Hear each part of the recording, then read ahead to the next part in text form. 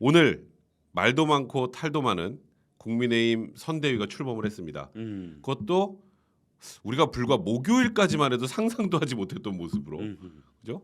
김종인, 이준석, 윤석열, 소위 삼각편대 셋이 뛴다라고 표현을 쓰더라고요. 오늘 기사에서는 이 셋이 함께하는 선대위가 출범을 했어요. 오늘 선대위 그 출범하는 그 광경은 좀 보셨죠? 봤어요. 그 형님 그 어떤 느낌이셨어요? 일단 가장 중요한 게 김종인 위원장의 첫 워딩이 무엇이냐. 그 굉장히 그렇지. 굉장히 주목을 했어. 어떻게 뭘 얘기할 건가, 어떤 분위기로 얘기할 건가. 그런데 어쨌든 코로나19 이후를 이야기하고 또 양극화를 이야기하고. 근데 사실 참 내 희한한 게 이거야. 양극화 얘기 뭐 누구나 안 했어. 수십 년 동안 나도 양극화 하는데? 얘기도 맨날 하지. 나도 해. 코로나19 2년 동안 들었던 얘기지. 그렇지. 그런데 김종인이 그 두 가지를 딱 이야기하면서 정리가 되는 느낌? 왜 김종인이 얘기하면 뭔가 정리되는 느낌이냐? 그게 힘이야. 힘이야. 그치. 그게 언론을 주목하게 만들고 정리하는 힘인데 어떤 의미에서는 코로나19 하지만 사실 코로나19 이후를 어떻게 준비하느냐를 제대로 이야기한 사람은 없잖아. 그렇지. 서로 정권 심판 얘기하고 한쪽은 너는 검찰공화국 만들 거라고 그렇지. 서로 적대적 감정인데 적대적 감정을 뛰어넘어서 가장 중요한 게 우리한테 지금 절박한 게 뭐냐? 대한민국을 앞으로 어떻게 만들 거냐? 국민들이 절박한 게 뭐냐? 사실 코로나19가 아직도 우리한테는 헤어나지 못하는데 코로나19로 인해서 우리가 고통받는 것들을 어떻게 치유하고 그것을 통해서 변화하는 것들을 누가 먼저 선제적으로 그걸 대응하느냐? 이 얘기를 제대로 하라 이거야. 그렇지. 근데 그 화두는 나는 사실 그게 김종인이구나. 내가 뭐 칭찬한다고 또 욕을 하시겠지만, 아니 괜찮아. 김종인이구나 하는 느낌은 그거야. 누가 어느 자리에서 뭘 얘기하느냐가 이게 딱 몇 박자가 맞아야 그게 그렇지. 화두가 되는구나. 그렇지, 화두는 그렇지. 그냥 내가 만약에 코로나19 준비하세요라고 맨날 얘기해봤자 사실 집에 가세요. 집에 가세요. 아니 그러니까. 이 경선 8명 경선 후보 중에 내가 사석에서 만난 사람 많거든. 진짜 내가 사석에서 이 얘기를 했어. 코로나19 이후를 화두를 던지세요. 그 얘기 진짜 했었어. 그걸 뭐 몇 글자로 요약해서 뭐 그 치유든 그렇지. 뭐든. 치유. 근데 그분 했어. 아무튼 솔직히 주목을 안 하는 거야.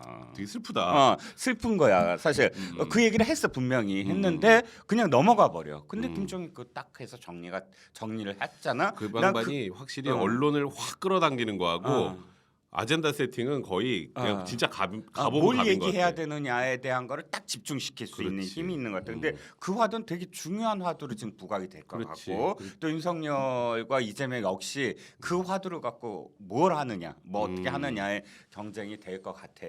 그리고 오늘 또 한 가지 생각은 출범을 하면서 조직도를 어떻게 하느냐. 나도 조직도 보는데 내각 보는 줄 알았어. 너무 많아가지고. 긴데 사실 저기보다 훨씬 단순한 거야. 뭐지 저 민주당보다는 민주당은 그래? 지금 바꾸고 있는데 김성태 얘기부터 해볼게. 김성태 욕 뒤지게 먹었잖아. 뒤지게 먹었지. 근데 사실 이 선대위는 이쪽 선대위는 뼈대만 발표한 거였어. 왜 배가 있잖아. 배에 선박 건조하는 거 보면 틀이 붙어 있지. 그렇지, 그다음에 틀. 거기다 막 넣잖아. 뭐 객실도 넣고 뭐 하고. 되잖아. 근데 6개 본부장은 그거 솔직히 얘기하면 틀이야 틀. 그냥 큰 뼈대. 왜 뼈대냐면 원래 일을 하던 것을 그대로 실무를 하는 거야. 예를 들어서 김성태 욕을 뒤지게 하지만 김성태가 정치를 완전히 혼수성태 형님. 은퇴한 거는 아니거든. 난 은퇴한 줄 알았어. 너무 안 보여가지고. 당 중앙위원회 의장이야.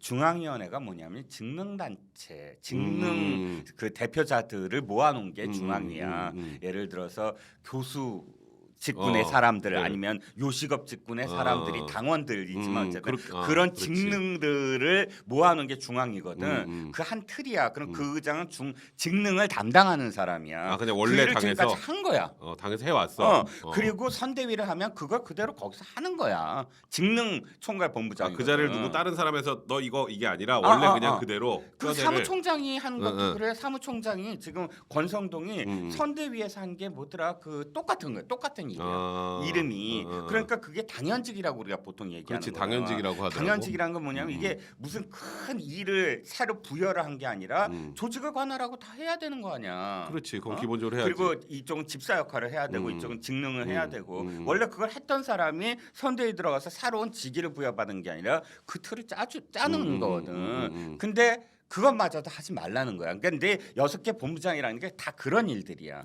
그러니까 특별한 게 아니다. 원희룡이 지금 원희룡 후보가 굉장히 자신을 낮춘 셈이 됐지. 많이 낮춘 거지. 선대위원장 운운했지만 그냥 실무자가 돼버린 거야. 그렇지. 하지만 내가 실무자 정책하겠다. 그 사람이 원래 4인 그 후보 토론에서 정책을 제일 디테일하게 했어. 사실 제일 내가 봐도 홍준표도 칭찬할 정도로 아니, 너 진짜 잘한다. 잘했다라고 그렇지. 칭찬할 정도로 디테일하게 만들어 왔잖아. 그럼 정책 실무 맡아라. 그랬고 다 6명 실무자를 얘기한 거야. 무슨 큰 명함 들고 명함 들고 선대위에 내가 이런 거 해요. 선대위에서 탑6는 나야 이게 아니라. 아니야. 탑6가 전혀 아니야. 그러니까 틀거리 발표한 거고 거기에 이제 조금 더 위가 뭐냐면은 무슨 공동선대위원장이나 뭐 이런 것들은 이제 얼굴이고 위원회 이번에 새로 만든 것들이 조금 좀 특이하고 좀 눈에 들어오고 뭐 약자와의 동행, 약자의 동행이나 미래위원회나 뭐 이런 것들이 좀 눈에 들어오고 그러니까 사실 이 뭐 저 누구지 이 김종인이 계속 그거 슬림해야 돼 하지만 그건 난 핑계야. 그 노인네 원래 그 노인네라고 좀 고슬림은 아니다. 그 어르신 그보단 노인네라고 얘기해도 좀 양해 바랍니다. 그 노인네가 시비 걸려고 사실 다 시비 걸었어. 옛날에 들어올 때 어느 저기 정파랑 어느 정당에 들어갈 때는 다 시비 걸었거든. 대표적인 게 황교안 때야. 황교안 때 그때 황교안 대표가 막 선대위원장 모시겠습니다 했더니 그거 강남 그 태영호 그 저 공천 마음에 안 들어. 그거 바꿔 그랬다고. 근데 이미 자기가 선대위원장이죠. 공천위원장이 아닌데 공천 다 끝난 거를 콕 집어서 바꾸라고 그러면 그건 일단은 불만을 딱 던져놓고 일단 던져놓고 사람들 포커스도 맞추고 흔들어놓고 그래 그게 그때도 내가 얘기했지만은 어르신들 저기 선물 사오지 마 그러면 선물 안 사갔다가 큰일 나잖아. 내가 그거 그래서 선물 안 사갔다가 어머니, 많이 아버지한테 욕먹어. 맨날 많이 욕먹어. 그 해외여행 꼭 보내지만 해외여행 티켓 필요 없어. 그럼 그거 사오라는 얘기잖아. 근데 그렇지. 이제 그때도 사실 뭐 10개인가 뭐 굉장히 많이 바꾸라 그랬는데 4개 아직 미정인 거 이렇게 해갖고 들어주고 그냥 대충 들어왔어. 이번도 사실은 선대위가 뭐 슬림하게 해야 된다지만 진짜 마음에 안 들었던 한두 가지를 빼놓고는 사실 그게 큰 선대위가 그러니까 아니야. 형님 말하는 거는 그게 완전히 뭐 구태로 채워져서 이거 문제가 많아라고 할 상황이 아니라 원래 당연직으로 채워지고 뼈대 정도였기 때문에 처음에 뼈대였어요. 6개 본부장은 진짜 뼈대였고 거기에 이제 얼굴로 좀 이렇게 내세울 사람들 필요했고 그다음에 실질적으로 조금 더 실무를 보강할 수 있는 그 윗대가리 몇 개 그런 자리들을 이번에 했는데 전체적으로 조직도로 보면 굉장히 복잡한 것 같지만 역대 내가 아는 뭐 이명박 대통령 시절이나 박근혜 후보 시절에 그 조직도보다 그렇게 어렵지 않아. 슬림해. 굉장히 간단해. 그때는 진짜 어마어마했거든.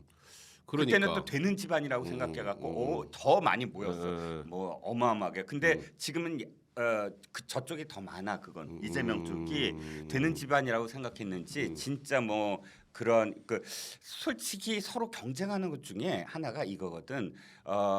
누가 지지 성명을 해주느냐, 누가 찾아가느냐, 그렇지. 무슨 중앙회, 무슨 그렇지. 협회, 뭐 많아. 이게 줄 서는 게 줄 서는 게 원래 어느 쪽이 되는 집안이다를 가늠하는 척도거든. 이 집이 된다, 저 집이 된다 따라서. 근데 사실은 이재명이 조금 더 빨리 그쪽으로 줄 서기 시작했어. 그건 사실이야. 시작은. 근데 지금은 거기도 조금 주춤한 것 같아. 협회 그 지지 성명 이런 게. 아무튼 오늘 돌아가서 오늘 이렇게 쭉 보니까, 그러니까 이제 선대위는 이제 앞으로 오늘 대략 보니까 첫 메시지도 나쁘지 않은 것 같고. 나 역시 김종이라는 생각 나도 오늘 좀 했었거든. 근데 오늘 난 보면서 사실 선대위 그 발족식 할 때 제일 볼 때 좋았던 건 젊어졌더라. 나 수우파 보는 줄 알았어. 수우파는 좀 심하지 않나? 내가 좀 너무 많이 간지 모르겠지만 아니 근데 그 너무 예전에 그 통상 선대위 하면 그냥 우리 할아버지 같은 사람들 막 이렇게 우 모여서 그냥 와 하고 박수 끝나는데 오늘은 뭐 춤도 추고 그러니까 그냥 좀 당이 젊어진다는 느낌? 그 느낌이 나서 개인적으로 굉장히 좋더라고. 뭐 나중에 얘기를 하겠지만 이준석 얘기 잠깐 하면 나 이준석 그렇게 좋아하진 않아. 뭐 지난번에 뭐 내가 나와서 이준석 맨날 다른 방송에서 비판하던 사람이 다 욕 먹는 거 나도 그래서 아 봤는데, 형님 댓글 다 보시네. 봤어요. 대댓글까지 봤는데 그러니까. 어찌됐든 근데 그럼에도 불구하고 이준석 나 필요하다고 그러니까 그때 그랬잖아. 해야 된다고 했어. 통합해야 된다고 했고 근데 필요한 이유가 바로 그거야. 뭐냐면 지금 보자고. 지금 우리 백배만 하더라도 선거 대선이 몇 개가 기억이 나? 얼만큼 기억이 나? 몇 개? 뭐한 3개, 4개 3개 정도 그렇지. 기억이 나지 이제 유권자하고 대략, 해서 3개에서 4개까지 기억이 날 거야. 그러면 다 까만 양복 입고 그렇지. 준엄하게 깝깝해 앉아서. 보고 있으면. 근데 그 장면이 내가 어렸을 때 본 장면이랑 똑같아. 내가 어렸을 때 어. 어떤 정치인들이었냐면 김영삼 대통령, 김영삼 국회의원, 나이 많구나 형. 김대중 국회의원. 나이가 많아.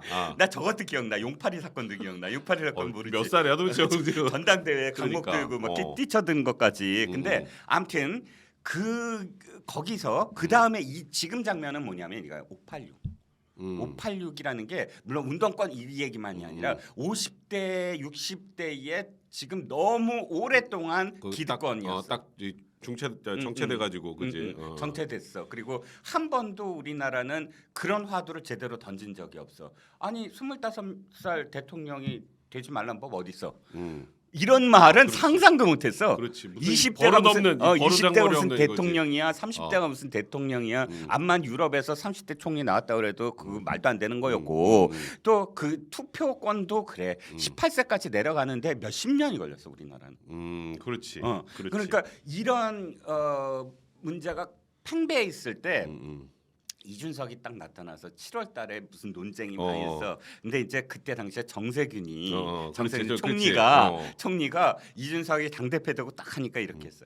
그 선거 대선 망하겠구만. 그렇지. 국민의힘 망하겠구만. 그랬다가 완전 제대로 욕구만 하셨잖아. 망했구나 하면서 폭탄. 뭐라 그러냐면 우리나라 아직도 장유서야 이렇게 얘기했어. 그러니까 이준석이 이렇게 얘기했거든. 맞습니다. 나 우리나라의 시험에서 장유서 과목 뺄라고 정치한다고. 진짜 한 방에 꼰대를 만들어 버리는 바로 대답을 했는데 이준석 역시 나는 싸가지가 없고 정말 그리고 또 너무 럭비공이고 뭐 여러 가지 난 비판을 하더라도 이준석이 상징하는 바는 어찌됐든 안철수 현상에 안철수가 없듯이 뭐 결과적으로는 없지만 지금 이준석은 이준석에 대한 문제가 아니라 이준석 현상이라고 난 생각해.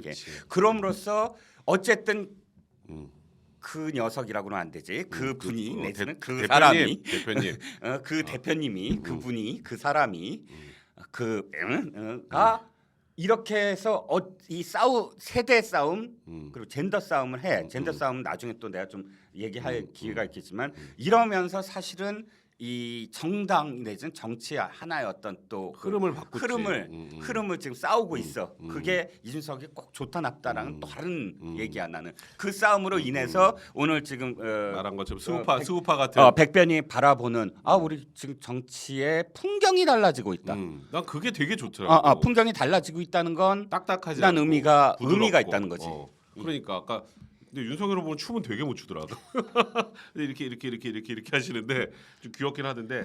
그리고 내가 오늘 보니까 그 이준석 대표가 이제 합류를 하고 나서 비단 주머니를 이제 하나씩 까잖아. 오늘 선대위 출범식에 또 하나 재밌었던 건 AI 윤석열.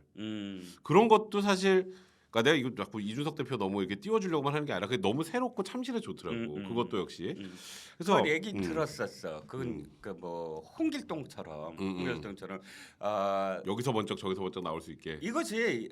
오프라인 유세가 안 되잖아. 그렇지. 코로나 때문에. 그러면 그것을 대비하기 위해서 4차 산업혁명의 총화인 AI를 동원을 해서 윤석열을 동시에 이렇게 출연시키는 아이디어를 낸 거야. 그건 뭐 처음에 3개인가 뭐 저 비단 주머니 뭐 2개 3개 할 때 그 홍길동이라는 프로젝트로 홍길동 프로젝트로 갖고 있었더라고.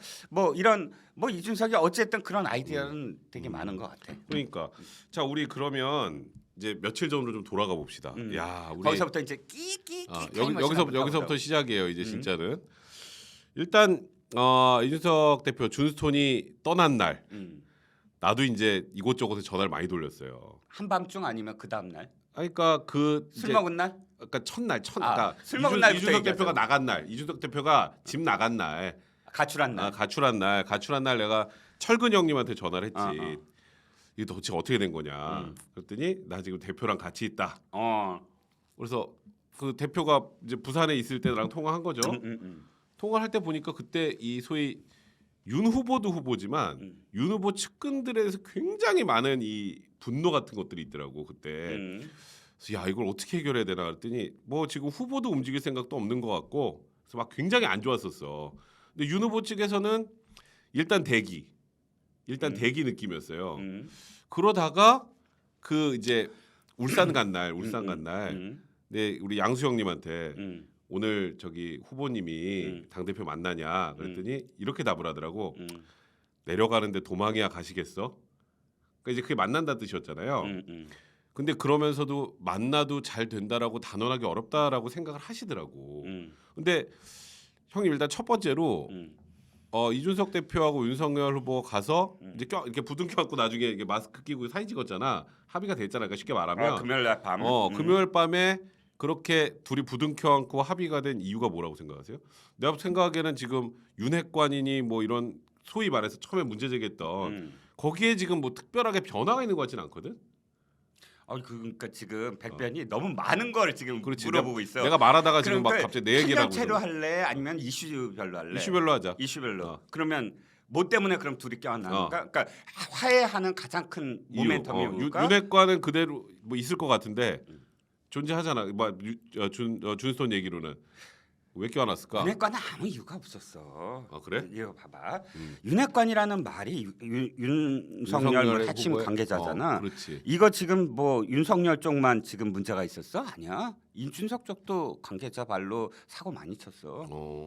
가장 대표적인 사고가 뭐야? 그 입당이야 입당. 입당하려고 했는데 날짜가 있었잖아. 그 날짜 이준석 측에서 뭐 언론에 흘렸다라는 것 때문에 그 사달이 난 거 아니야. 그러니까 양쪽 다 사실 측근 욕을 해. 잘 봐라. 이준석이 뭐라고 얘기하냐면 원래부터 우리 후보와 나와는 이견이 하나도 없었다 얘기를 해. 그렇지. 우리 둘이 만나면 아무런 문제가 없었다 이렇게 얘기를 해. 그러면서 이제 그 얘기는 뭐냐? 그 전까지 윤핵관 얘기가 나왔으니까 다 측근 전에 그 주위에 있는 측근들이 문제다 했는데 나 진짜 정치공학적으로 얘기해 보자고. 지난번에도 내가 백변에서 그런 얘기 있어. 누구지? 이재명이 홍남기 왜 욕해? 이재명 문재인 욕해야 되는데 홍남기 욕하잖아. 대리로. 여지가 있는 거거든. 자 이쪽에서 바라봐. 양쪽 측근을 이야기하는 건 협상을 하거나 싸울 때 당사자들이 서로 욕을 하면 협상 여지가 없어져. 극복이 안 되지. 안 돼. 그럼 갈등은 계속 지속될 수밖에 없어. 그런데 측근 욕을 한다는 건 뭐냐면은 협상의 여지를 계속 두는 거야.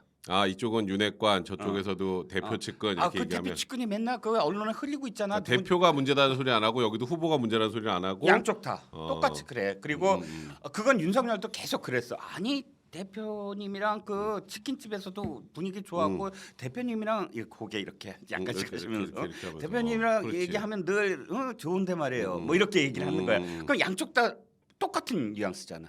그렇지. 그럼 결국 측근들이 문제라는 건 양측이 서로 요구하는 게 솔직히 있고 정치공학적으로 얘기하면 서로. 물밑으로 뭐 근데 그거를 드러내기에는 너무 비즈니스잖아. 그러니까 이 표면적인 이유로 양 측근들을 던져놓고 양 당사자의 차이점을 이렇게 조율해 나가는 과정이다. 그렇지.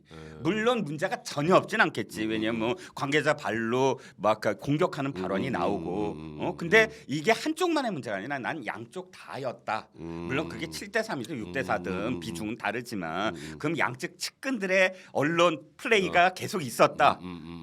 근데 합의가 된 건 어쨌든 여러 가지 어떤 과정을 거쳐서 물밑으로든 아니면 공식적으로든 난 공식적인 라인이 두 개가 가동된 걸로 알아. 하나는 이학재 인천 모시 당협위원장. 이학재는 제주도로 내려갔고 그다음에 김기현 원내대표. 이게 울산 쪽은 김기현 원내대표가 잡고 제주 쪽은 이학재 위원장이 잡았던 것 같아. 그러니까 이학재 위원장이 제주도에서 완전히 합의해갖고 제주도로 내려오게 하려다가 안 됐어 그게. 그렇지. 그래서 제주도를 못 갔잖아. 못 갔어. 밤새 했다가 그렇지. 타협이 안 된 거야 내가 보기에는. 근데 그리고 울산으로 가면서 김기현 원내대표가 자리를 마련하는 걸로 해서 성공을 시킨 거지. 그렇지. 그러니까 이게 무슨 얘기냐면 윤석열 쪽에서도 이 방어선을 친 거야. 제주도 무너지면 1차 저지선. 제주도 무너지면 그럼 울산이다. 울산은 그럼 김기현 원내대표가 어느 정도 얘기를 끝내놓고 김기현 원내대표가 만나서 그 윤석열 오기 전에 이미 어느 정도 쇼부를 봐야지 쇼부를 미리. 그래서 내가 저 후보한테 들었는데 이런 거는 들어준다. 그래서 일단 오기 전에 이미 어느 정도 멍석 세팅을- 깔아주고 오게 만들고 그러니까, 그 과정이었다는 거지. 그러니까 뭐 둘이 와서 갑자기 부둥켜 하는 게 아니라 그 전에 사전 조율이나 이런 것들을 통해서 그러면은 준스톤은 왜 나간 것 같아요 처음에 애당초? 그리고 준스톤이 얻어낸 결과물은 어떻게 평가해요? 두 가지만 얘기하면 되겠다. 형님 나간 거에 대해서 부정적? 준스톤이 그냥 안 해 그러고 나간 거 그거에 대해서 부정적이에요, 긍정적이에요? 아니 당연히 부정적이지. 그래요? 그런데 왜 부정적이냐면 이거야. 이거 미시적으로 얘기하면 이준석한테 좋은 건 없었어. 솔직히 얘기하면 이게 윤석열한테는 좋을 수는 있어. 결과적으로는 지금 나간 게 나간 게 나간 게 오히려? 왜냐하면 윤석열 입장에서 얘기를 해볼게. 윤석열은 자꾸 사람들이 윤석열이 이준석 내쳐야 된다 하는데 그런 사람도 있었으니까. 조금 더 또 길게 얘기하면 갈등은 네 가지가 있어. 윈윈하는 거 서로 두세 당사자가 그렇지. 내가 이기고 저쪽이 지는 지는 거, 거. 내가 지고 저쪽이 이기는 거, 둘 다 지는 거. 가장 하수 중에 하수 둘 다 지는 건 끝. 그렇지. 근데 내가 이기고 쟤네가 지면 단기적인 전투에서는 내가 이기지만 전쟁은 지는 거야. 그렇지. 그리고 맞아. 내가 정확하네. 지고 저쪽이 이기면 어차피 전투 다 지는 거야. 내가 내가 후보가 없잖아. 지니까. 전투에서 져버리니까. 그렇지. 그러면 후보 입장에서는 이거밖에 없어. 윈윈밖에 없다. 위민밖에 그렇지. 없는 상황이었어. 왜냐하면 선출직 대표야. 선출직 대표를 죽이려면 방법 딱 하나 있었어. 뭐요? 홍준표 방법이야. 홍준표가 대표 시절에 네. 홍준표가 대표 시절에 저기가 누구지? 박근혜는 그냥 의원이었는데 내쫓고 싶은 거였어. 그래서 그때 당시에는 단일 집단 지도 체제야. 최고위원과 대표를 함께 뽑았어. 그래갖고 순위별로 제일 많이 득표한 사람이 대표. 그다음 나머지가 이게 순서였어. 그렇기 때문에 최고위가 없어지면 무산이 되면 대표도 물러나야 돼. 그러니까 유승민, 원희룡, 남경필 최고위원이 사퇴를 해버린 거야. 5인 체제라 3명만 사퇴하면 최고위가 구성이 안 돼. 그러니까 대표가 그냥 사퇴를 하고 비상대책위원장으로 박근혜가 와서 후보가 되는 거야. 자, 근데 지금 그게 안 돼요. 안 되죠. 따로따로 뽑잖아. 두 번째는 당원이 나서서 무슨 뭘 해야 되고 아니면 국회의원들이 그렇지. 난리를 쳐야 되고. 그러면 이제 그냥 이번 대선 포기하는 거지. 그러면 좋다 이거야. 이준석은 이겨. 근데 그럼 이제 끝난 거예요. 대선은. 이준석 이겨서 윤석열을 지지하는 사람들 만세 하고 파티는 할 수 있지만 근데 대선은 어떨 건데? 치는 거예요. 그냥 것도 없어요. 당이 이제 너덜너덜해졌는데 당이 완전 걸레가 돼버리는 거지. 그러니까 사실은 윈윈하는 방법은 그 방법밖에 없는 거야. 그러면 윤석열 입장에서는 하나의 서사가 스토리가 하나 짜여진 거야. 하나의 고비들 그런 게 없는 정치는 사실 없거든. 대통령 된 사람들 한번 한색깔 김대중 죽을 뻔해. 그렇지. 김영삼 단식해서 죽을 뻔해. 그렇지. 김대중은 납치해서 죽을 뻔해. 그렇지. 노무현 얼마나 많이 떨어지고 정말 그렇지. 수많은 있었지. 링컨도 링컨만큼 떨어졌어. 링컨도 어마어마하게 주지사니 뭔지 떨어진 사람이야. 떨어졌어. 또 이명박 사실 스토리가 없는 사람 아니야. 그 그렇죠. 사람 현대건설부터 완전 대통령 밑바닥이죠. 중에 그 건설회사 사장이 된 거 그 사람밖에 그렇지. 없어. 그렇지. 기업인이 된 거. 박근혜 역시 스토리 얼마나 많아. 그렇죠. 자기 어머니 아버지 총탄에 죽고 그렇지. 너무 문재인의 딱 기억 뭐야? 너 자기 친구 죽었을 때 딱. 그렇지. 내 친구 죽었다라고 얘기하는 장면. 그리고 뭐 문재인 대통령이 사실 저번이 워낙 또 유리한 지역이긴 했지만 어쨌든 스토리가 다 그렇지. 있잖아. 그러면 물론 윤석열도 2년 동안 추미애한테 당하고 뭐 박범계한테 당하고 했지만 정치적으로 정말 무슨 스토리가 없지. 치밀하게 없었지. 안 짜여져 있었단 말이야. 지금 이번에 어쨌든 그래 좀 자기가 손해를 볼 줄 아는 사람. 긴 텀에서 음. 유권자들은 이걸 기억해. 아, 뭘 재물로 내놓는 사람, 음. 내가 좀 손해 보는 사람, 음. 이득만 찾는 사람보다는 내가 기꺼이 뭔가를 감수하는 사람. 그러니까 윤이 그냥 거기 내려가고 또 내려가서 어쨌건 좀 어린 당 대표와 함께 화합하고 이런 모습들이 사실 그런 거잖아요. 그러니까 윤석열 후보한테 사람들이 갖고 있었던 가장 큰 물음표가 저 사람은 검사만 오래 해가지고 그렇지. 정치를 할 줄 아나? 타협이 되나? 이제 그런 거였거든. 이제 그런 면에서는 굉장히 좋은 스토리 하나 만든 거네. 그러니까 물론 이번에 이런 것도 있지만 크게 봤을 때 윤석열 판이야. 이건 이준석 판이 아니야. 그럼 그렇죠. 윤석열은 대선 대선에 후보니까. 당선되는 것만 바라보면 되는 거고 음. 이준석한테 좀 불리하다고 여기는 건 이거야. 이번에 사실 이준석이 보여준 행동은 그러니까 계속 앞으로 정치인을 하면서 계속 불안하다, 럭비공이다, 안정적이지 못하다. 물론 이게 대선에 윤석열이 되면 무져질 건 하지만 그럼에도 불구하고 나는 앞으로 이준석이 어릴 만큼 또 이 나중에 그러니까 40대 되고 50대 되면서 좀 더 안정적인 모습을 함께 보여줄 수 있느냐도 중요한 것 같아요. 왜냐하면 지금은 자신이 상징이 돼서 싸워야 된다라는 강박관념이 되게 많은 것 같아요. 근데 나는 이 생각도 들어요. 그러니까 약간 준스톤의 의도적 도발이었다는 생각이 좀 개인적으로 들고, 그러니까 이준석 대표 입장에서 생각을 하면 이런 식으로 대충 고만고만하게 가면 대선은 무조건 진다라는 위기의식을 가졌던 것 같고, 소위 내가 깽판을 한번 쳐서 어쨌건 형님 말했던 것처럼 윤 후보가 이준석 대표 못 버리잖아, 그죠? 그러면서 어쨌건 저는 개인적으로 좀 좋은 그림이 만들어진데 굉장히 이준석 대표가 큰 역할을 했기 때문에 어찌 보면 형이 좀 전에 말한 이런 불안불안함, 럭비공 같음이 이 대선이 성공을 하면 준스톤한테는 오히려 하나의 큰 그 훈장 같은 게 될 수도 있지 않을까 개인적으로 생각이 들더라고. 아니 그러니까 뭐 훈장도 될 수 있겠지만 아무튼 이준석은 좀 더 연구 대상이다. 연구 대상이다. 연구 대상은 맞아. 연구 대상은 맞아. 앞으로도 계속 지켜봐야 될 그리고 이 실험관에 이렇게 좀 이렇게 찍어 먹어봐야 될 맛을 봐야 될. 사실 나는 그날 금요일 날 제일 놀랬던 건 둘이 부둥켜하는 것보다 김종인 비대위원장이 수락했다는 거. 난 그게 사실 더 놀랍더라고. 내가 또 음모론을 한번 해볼까? 음모론? 알았어요. 음모론은 이거야. 물론 이제 우리 백변도 여러 가지 뭐 김철근 정무시장 때도 전화하고 뭐 김병민 대변인한테도 이양수 대변인한테도 전화하고 했겠지. 근데 그런 거 다 떠나서 그들이 얘기하는 거를 사실 다 믿을 수는 없잖아. 그렇죠. 그건 현상이잖아. 그 사람들은 맞아. 자신들이 포함되어 있는 곳에서 그렇지. 바라보는 현상을 우리한테 던져줄 수는 있어. 그런데 다시 윤석열 입장에서 해보자고. 윤석열 입장에서 생각을 해봐. 자, 지금 이준석 리스크라고 불리는 것과 김종인 리스크라고 불리는 게 있어. 물론 그렇죠. 그게 같은 맥락일 수도 있겠지만 따로따로 사실 그렇지, 상대를 해야 돼. 그러면 내 입장에서 아까 윤석열 입장에서 봐봐. 이준석 리스크를 만약 잡았어. 그러면 그 다음부터 김종인 리스크는 또 해야 돼.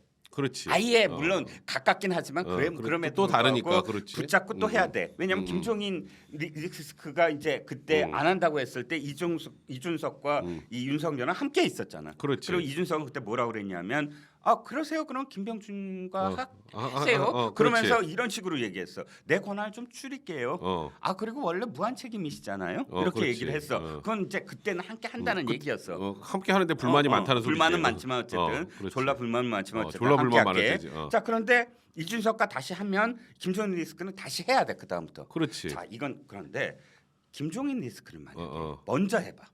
내가 김종인을 이준석은 지금 나가 있어. 지금 나가 있고 끌어들였어. 그럼 이준석이 뻘쭘해질 거야.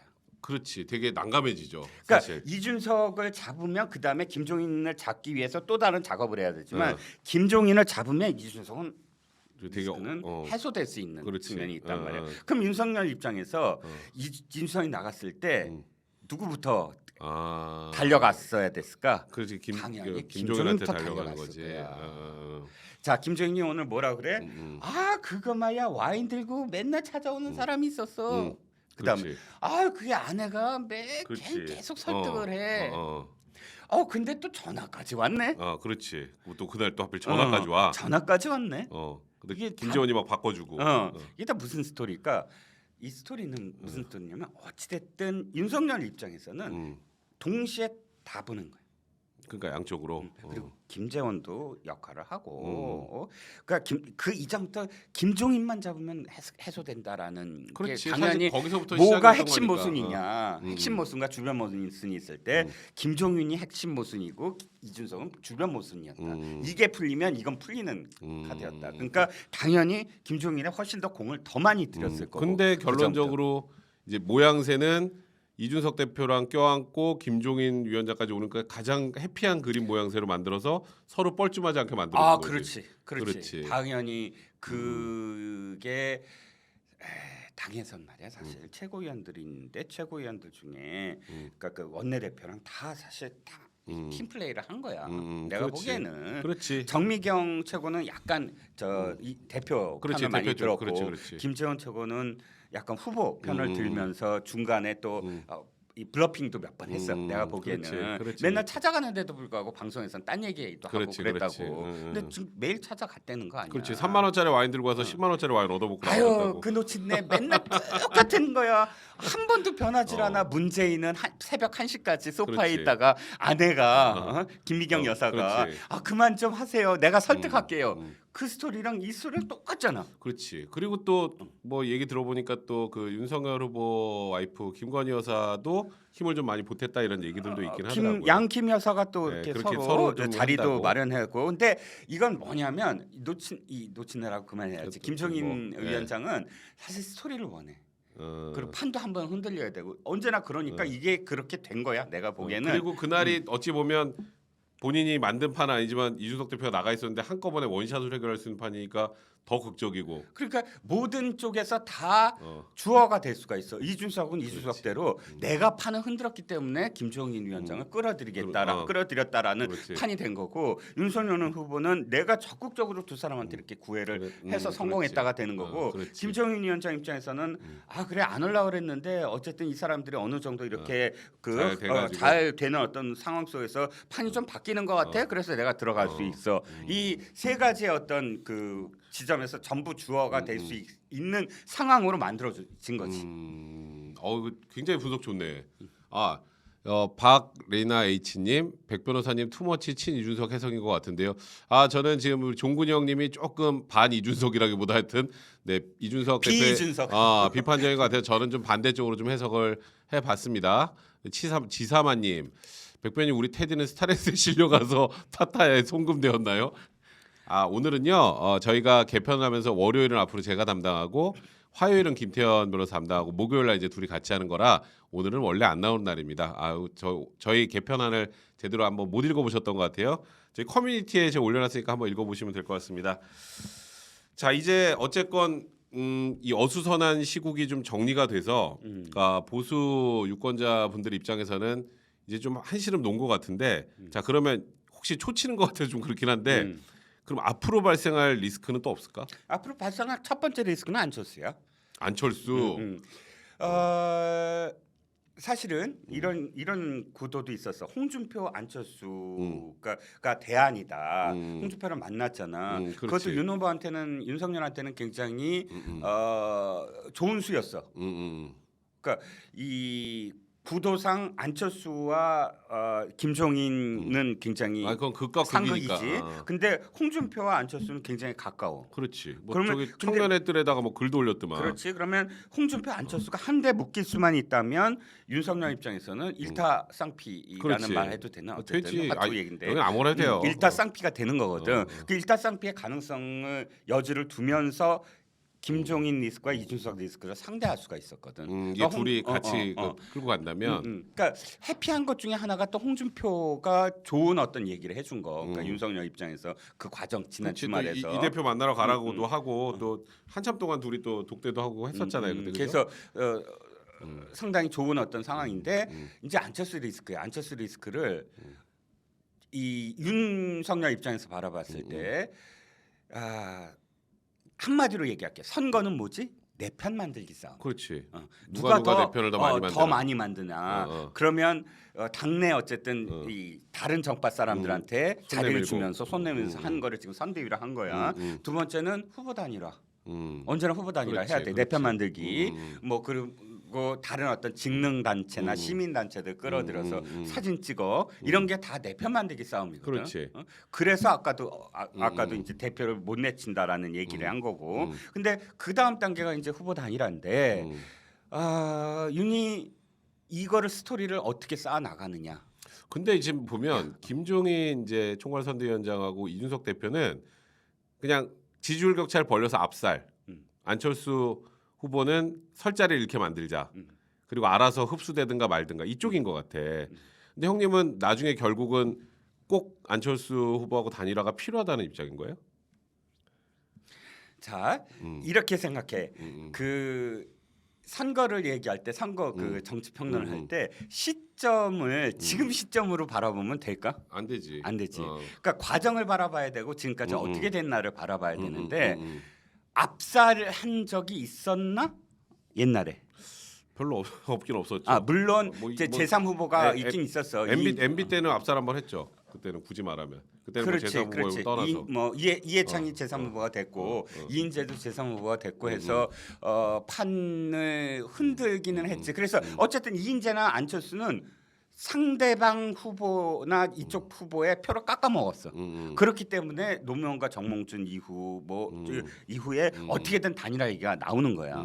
표를 깎아 먹게 되잖아. 그렇지. 근데 압살한다, 뭐 5% 뭐 미만으로 압살한다, 그건 전략은 될 수 있어. 전략이나 그거는 실제로 어떻게 될지 알 수 없다. 전투를 지금 하고 있는 것이고, 그 다음에 전략적으로는 한쪽에서 그렇게 계속 공중전을 해줄 필요는 있어. 협상에서 그게 도움이 될 수도 있으니까. 협상력을 높일 때.